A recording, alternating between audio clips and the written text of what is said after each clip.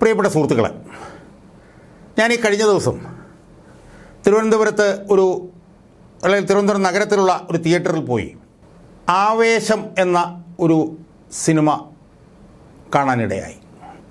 ആ സിനിമ കണ്ടത് സിനിമ കണ്ട എൻ്റെ അനുഭവത്തിൽ വെച്ച് ഏറ്റവും വലിയ ഒരു ദുരനുഭവമായിരുന്നു എന്ന് പറയാൻ വേണ്ടിയിട്ടാണ് ഞാൻ ഈ വീഡിയോയിലൂടെ ശ്രമിക്കാൻ പോകുന്നത്. ഏതാണ്ടൊരു 1-2 മണിക്കൂർ നേരം വലിയൊരു ഗതികേടിലായിപ്പോയി എന്ന് പറയുന്നതിന് എനിക്ക് യാതൊരു മടിയുമില്ല. ആ സിനിമ വലിയ തോതിൽ കൊണ്ടാടിക്കൊണ്ടിരിക്കുകയാണ്. എന്നാൽ ആ സിനിമ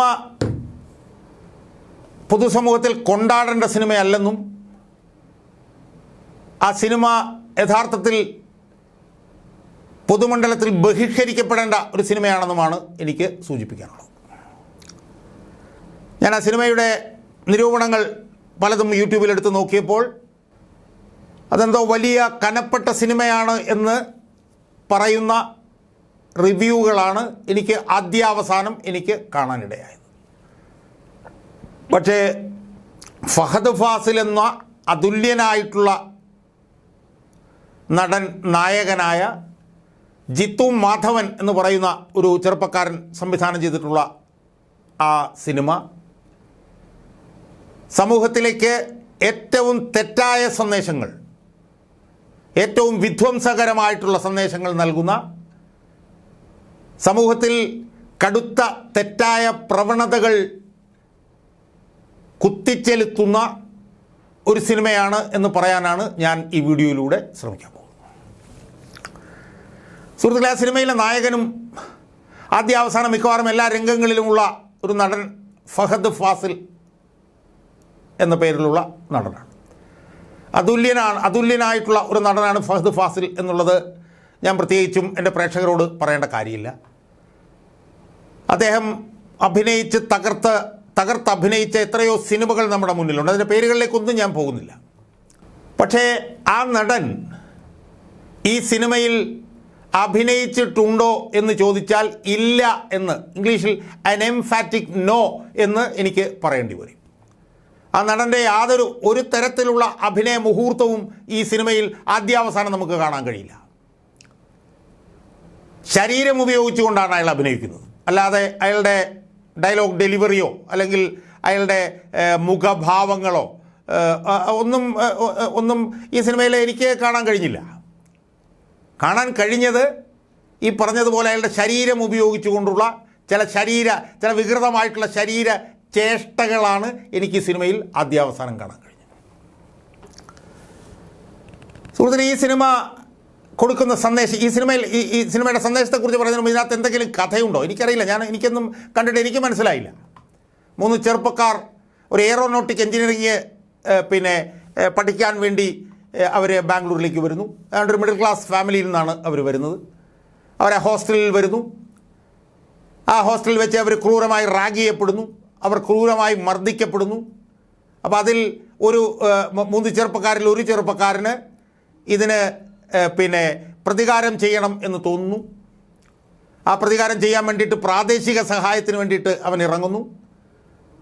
ആ പ്രാദേശിക സഹായം വാങ്ങാൻ വേണ്ടി അവനും അവൻ്റെ 2 സുഹൃത്തുക്കളും കൂടി ചെന്ന് കയറുന്നത് അവിടുത്തെ പ്രാദേശിക ബാറുകളിൽ. ആ ബാറുകളിൽ പോയി കുറേ ദിവസം അവർ തുടർച്ചയായിരുന്നു മദ്യപിക്കുന്നു, സിഗരറ്റ് വലിക്കുന്നു, ഇതൊക്കെ ചെയ്യുന്നു. അവസാനം ഒരു ദിവസം അവർ രംഗ എന്ന് പറയുന്ന, രഞ്ജിത്ത് അല്ലെങ്കിൽ രംഗ എന്ന് വിളിക്കുന്ന ഒരു മലയാളവും കന്നഡയും കലർന്ന ഭാഷ സംസാരിക്കുന്ന ഒരു ഗുണ്ടയെ കണ്ടുപിടിക്കുന്നു. ആ ഗുണ്ടയാണ് ഫഹദ് ഫാസിൽ. പിന്നെ ഫഹദ് ഫാസിലിനോടൊപ്പം ചേരുന്നു. പ്രധാന പണി എന്ന് പറയുന്നത് മദ്യപാനമാണ്. മദ്യപാനം, സിഗരറ്റ് വലി, ഇതൊക്കെയാണ് പ്രധാനപ്പെട്ട പണികൾ. പിന്നെ ഇടയ്ക്ക് അയാളുമായി തല്ല് ഉണ്ടാക്കാൻ പോകുന്നു, ഗുണ്ടാപ്പണി ചെയ്യാൻ പോകുന്നു.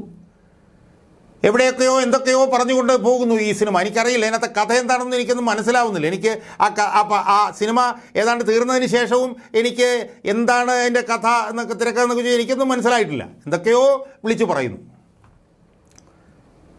പക്ഷേ ആ സിനിമയിൽ ഉടനീളം നമുക്ക് കാണാൻ കഴിയുന്ന കാര്യങ്ങൾ എന്താ? ഒന്ന്, ഏറ്റവും പ്രധാനപ്പെട്ട ഒരു കാര്യം എന്ന് പറയുന്നത് അക്രമം. അപ്പോൾ അക്രമവുമായി ബന്ധപ്പെട്ടുകൊണ്ട് പിന്നെ ഓർമ്മയിലിരിക്കുന്ന ഒരു സീനെന്ന് പറയുന്നത് ഈ രംഗ എന്ന് പറഞ്ഞിട്ടുള്ള ഈ കഥാപാത്രത്തിൻ്റെ ഒരു വലിയ പിന്നെ എന്താണ് ഈ ജന്മദിനാഘോഷമുണ്ട്. ആ ജന്മദിനാഘോഷത്തിലൊക്കെ നൂറുകണക്കിന് മദ്യക്കുപ്പികളാണ് ഇങ്ങനെ കയറി ഇറങ്ങിപ്പോകുന്നത്. നൂറുകണക്കിന് മദ്യക്കുപ്പികൾ. മദ്യപാനമാണ് പ്രധാനപ്പെട്ട ജോലി. അപ്പോൾ അവിടെ വെച്ച് ഈ മൂന്ന് ചെറുപ്പക്കാരിലൊരു ചെറുപ്പക്കാരൻ ചോദിക്കുന്നുണ്ട്, ഇതെങ്ങനെയാണ് ഈ രംഗയ്ക്ക് ഇത്രയും വലിയ സെറ്റപ്പൊക്കെ ഉണ്ടായത് എന്ന് ചോദിക്കുമ്പോൾ ആ രംഗ എന്ന് പറഞ്ഞ ആളുടെ ഫ്ലാഷ് ബാക്ക് കഥ പറയുന്നു. അംബാൻ എന്ന് പറയുന്ന സജിൻ ഗോപി, അയാൾ സാമാന്യം നല്ല അഭിനയങ്ങൾ നടത്തിയിട്ടുണ്ട്. അയാളൊരു കഥ പറയുന്നു. ആ കഥയുടെ ഭാഗമായിട്ട് പറയുന്നത് ഈ രംഗണ്ണൻ അദ്ദേഹത്തിൻ്റെ ഒരു ബന്ധുവിൻ്റെ ഒരു ജ്യൂസ് കടയിൽ പോയി ജോലി ചെയ്യുകയായിരുന്നു. അപ്പോൾ ആ ജ്യൂസ് കടയുടെ ഉടമയ്ക്ക് അയാളെ ഭീഷണിപ്പെടുത്തിക്കൊണ്ട് കുറേ ഗുണ്ടകൾ അവിടെ വന്നു.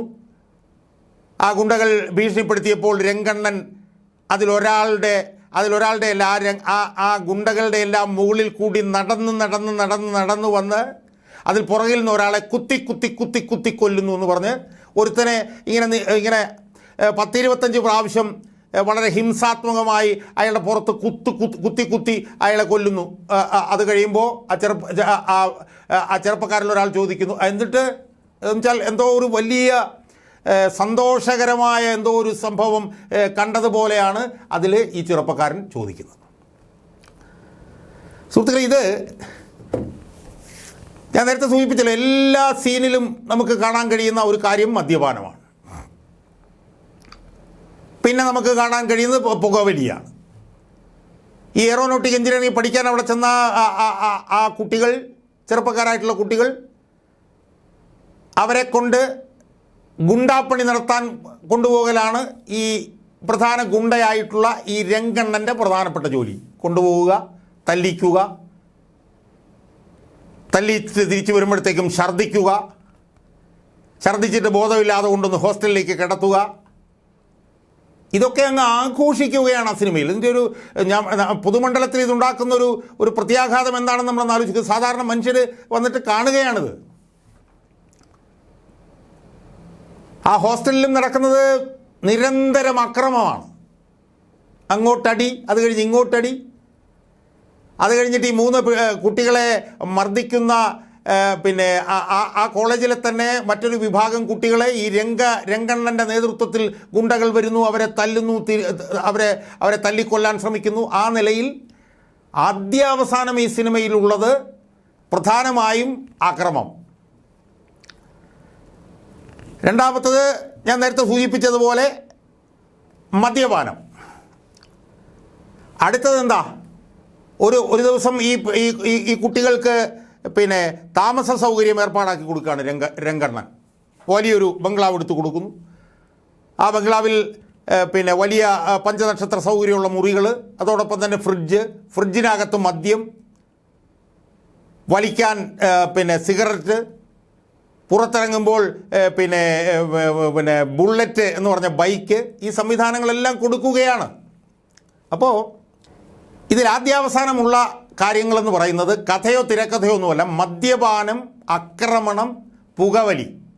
അവസാന ഭാഗമാകുമ്പോൾ ഈ കുട്ടികളുടെ മുറിയിലേക്ക് 2 വനിതകളെ കൊണ്ടുവന്ന് തള്ളിവിടുന്നു. അവരെന്തോ ഈ പറഞ്ഞ പോലെ പിന്നെ അത്തരം പ്രവർത്തനങ്ങൾ നടത്തി ജീവിക്കുന്ന സ്ത്രീകളാണെന്ന് തോന്നുന്നു. എന്നിട്ട് ആ വനിതകളും ഈ വിദ്യാർത്ഥികളുമായിട്ടുള്ള പിന്നെ പരാക്രമ മുറിയിൽ നടക്കുമ്പോൾ പുറത്തുനിന്ന് അത് ആഘോഷിക്കുകയാണ് ഈ ഫഹദ് ഫാസിലിൻ്റെ കഥാപാത്രം.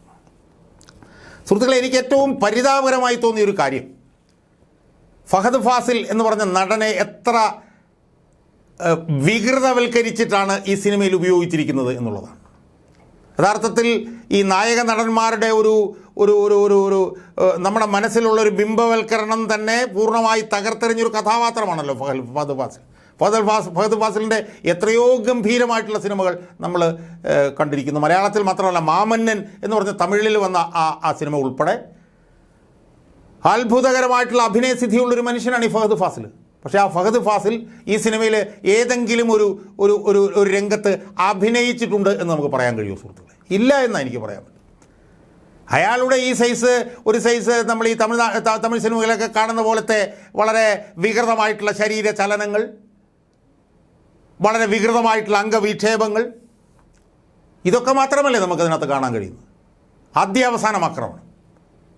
3 മിഡിൽ ക്ലാസ് ഫാമിലിയിൽ നിന്ന് വരുന്ന 3 ചെറുപ്പക്കാർ അവരവിടെ ചെന്നിട്ട് ഗുണ്ടാപ്പണിക്ക് പോവുകയാണ്. മദ്യപാനം എന്നൊക്കെ പറഞ്ഞു കഴിഞ്ഞാൽ ചിന്തിക്കാൻ പറ്റാത്ത നിലയിലുള്ള മദ്യപാനം. അയാളുടെ ഞാൻ പറഞ്ഞല്ലോ, ഒരു ജന്മദിനാഘോഷം കഴിയുമ്പോഴത്തേക്കും 100 കണക്കിന് കുപ്പികൾ കുടിച്ച് തീർത്തത് വെച്ചിരിക്കുകയാണ്. എന്ത് തിരക്കഥയും എന്ത് കഥയുമാണ് ഈ സിനിമയിലുള്ളത് എന്ന് ആ ജിത്തു മാധവൻ എന്ന് പറയുന്ന ആ സംവിധായകനാണ്, അയാളാണ് ഇത് കഥ എഴുതിയതെന്നാണ് പറഞ്ഞത്. അയാൾക്ക് പോലും അതിനെക്കുറിച്ചൊരു ബോധ്യം ഉണ്ടാവുമെന്ന് എനിക്ക് തോന്നുന്നില്ല. എന്തൊക്കെയോ കാണിച്ചു കൂട്ടിയിരിക്കുകയാണ്. പക്ഷെ ഏറ്റവും ഖേദകരമായ കാര്യമെന്ന് പറയുന്നത് ഈ സിനിമ വലിയ തോതിൽ കൊണ്ടാടപ്പെടുന്നു എന്നുള്ളതാണ്.